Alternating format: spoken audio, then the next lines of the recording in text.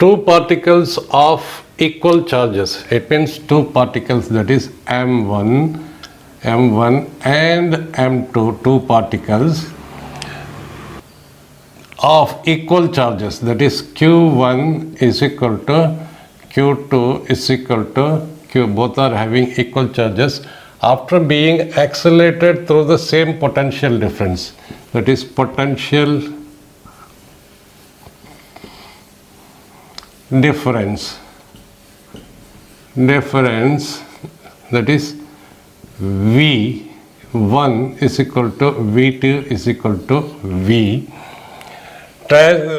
Potential difference entry transits magnetic field and describes a circular path. It means the particle is traveling in a circular path. Also the same magnetic field, B1 is equal to B2 is equal to B, because both are traveling in the same magnetic field. This is magnetic field. If the particle moves like this, velocity vector, that means B vector perpendicular to the direction of motion of the particle, then only it will move in the circular path. As it is, we are told, when a particle moves in a circular path in a magnetic field, it means that it moves in a perpendicular. The particle moves in a direction perpendicular to the magnetic field. Here the magnetic field is like this, in this way, and particle is moving this way. So like this is both are at 90 degree, that is theta is equal to 90 degree. Now as it is, we know when a particle Q is accelerated through a potential difference of V, the kinetic energy of the particle is equal to charge into potential difference is equal to half into m into v square, where this is the expression for kinetic energy, and the kinetic energy for this, when it is charge is accelerated through a potential difference of v, capital V, it is not velocity v. So qv is equal to half m square, that is q into v is equal to half m v square, where v is the velocity or velocity square is equal to 2 into q into v, 2 into q into v divided by mass, that is velocity square, and velocity is equal to under root 2qv by m. This is the velocity of the particle. As it is now, when particle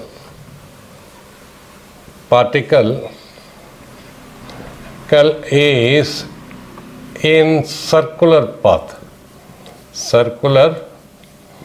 path, that is, in this condition, it means the centripetal force required for the particle, that is centripetal force is Fm, is provided by magnetic force, that is magnetic force Fm, that is m into v square by r.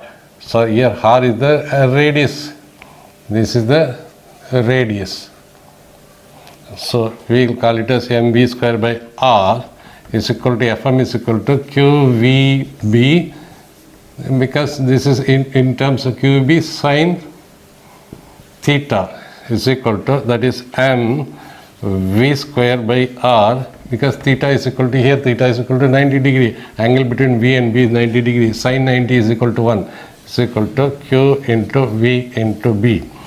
Now what else we want to know? Now this and this we can cancel, and qb is equal to mv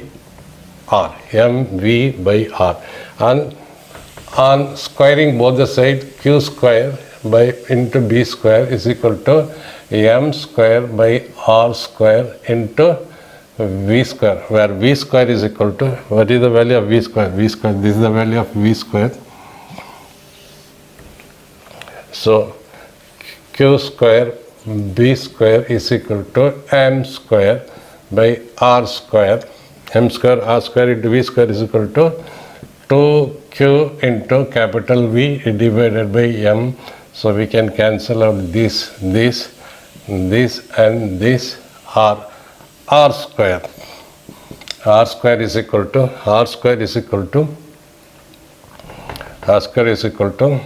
this will come q into b square into 2m into v. 2mv or this is, now we can see this is equal to 2 into m into q into b square into m, because potential difference is same, v1 v2 is equal to same, and charge, both are having the same charge, both the two particles of equal charges, magnetic field is same, the masses are different, or we can say the radius square is directly proportional to S mass. That is, we have to find out mass, or we can write it as mass is directly proportional to radius square. This way also we can write.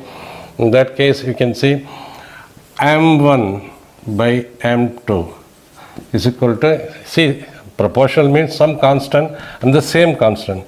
A constant, this is equal to r1 square by r2 square, because here this q2v is same for all.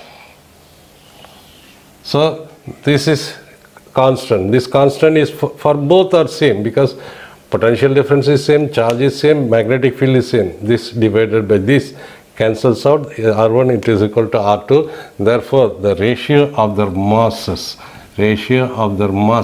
is equal to its R1 by R2 the square.